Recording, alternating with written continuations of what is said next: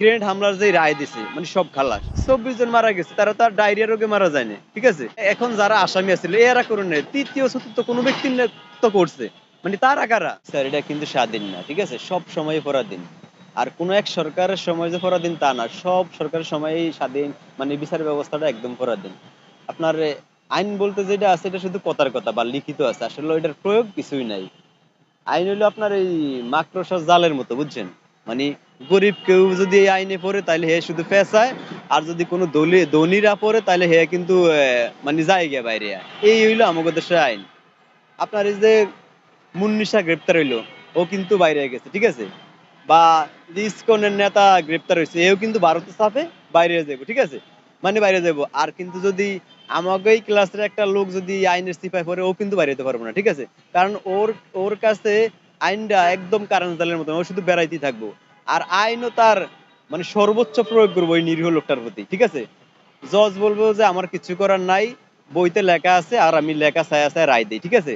কিন্তু জন এই ঘটনাটা কোনো বড় লোক কেউ করবো, ঠিক আছে, বা বড় লোকের কোনো সন্তান করব, তখন কিন্তু ওই আইন থাকবো না। হয়তো কোনো বিশেষ দিনে রাষ্ট্রপতি সাধারণ ক্ষমা ঘোষণা করে দিব, আর নয়তো এই কোনো মন্ত্রীর কোটা দিয়া ওরা বাইরে দেবো, ঠিক আছে। এই জন্য আসলে আইন বলতে যেটা বললে ওইটা শুধু আমি মনে করি কথার কথা। আইন ওইটাই যে রাষ্ট্র ক্ষমতা কে আছে ওইটি হইলো আইন, ঠিক আছে। কারা বর্তমানে হেভিওয়েট বা মানে শক্তিশালী, ওইটাই মূলত সেই দেশের আইন ব্যবস্থা, ঠিক আছে। আপনার এই যে গ্রেনেড হামলার যে রায় দিছে মানে সব খালাস। আপনার কোনো এক জজ রায় দিছে যে এরা সব মানে আসামি বা সন্ত্রাসী হিসাবে এগুলো জেল দিছে। কিন্তু ওই মামলায় আরেকজন জজ এগুলো খালাস দিছে। তার মানে আপনার এই জায়গায় কি জজের সমস্যা, নাকি আইনের সমস্যা, না আদালতের সমস্যা, না ঘটনা মিছা না হাসা, একটা তো সমস্যা আছেই। হয়তো বলতে হইব যে মানে শক্তির সাথে কুলাইতাম পারি না, ঠিক আছে, এই জন্য এই রায়। আর নয়তো বলতে হইব যে আসলে ওই সময় এরকম কিছুই ঘটে নাই, ঠিক আছে। মানে যে কোনো একটা তো কারণ আছে। নয়তো আপনার এই আদালত ওই আদালতের জায়গায় আছে, ঠিক আছে। জজ সাহেব তো আগের জায়গায় বসেই রায় দেয়।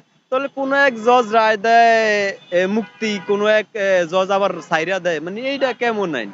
আপনার এই যে মানে পত্রিকাতে পড়ছি যে মানে সব মিলে যে খালাস পাইছে এরা, মানে আমরা তো এটার পক্ষে বা বিপক্ষে না, মানে পত্রিকা পড়ে যা বুঝছি যে এটা এরা এরা মানে অপরাধী না।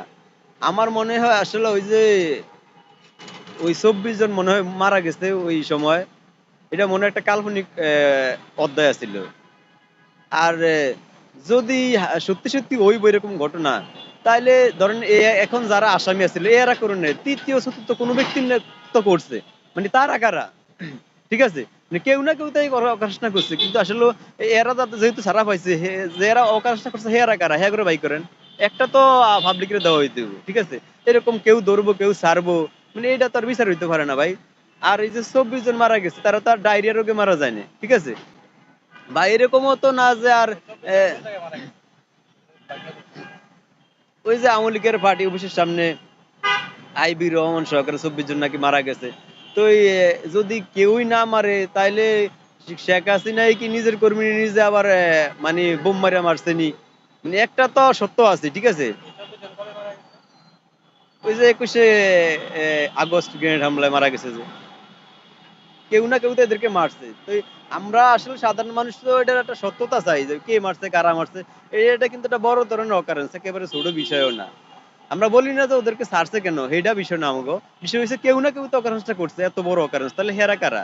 মানে এটা কিন্তু সাধারণ মানুষ তো, আমরা সাধারণ মানুষ হিসেবে জানতামই চাই। তা আপনারা বলেন তো, এখন দেশ স্বাধীন, দ্বিমত প্রকাশের স্বাধীনতা আছে, এই জন্য আমরা আমাকে অভিমত প্রকাশ করি।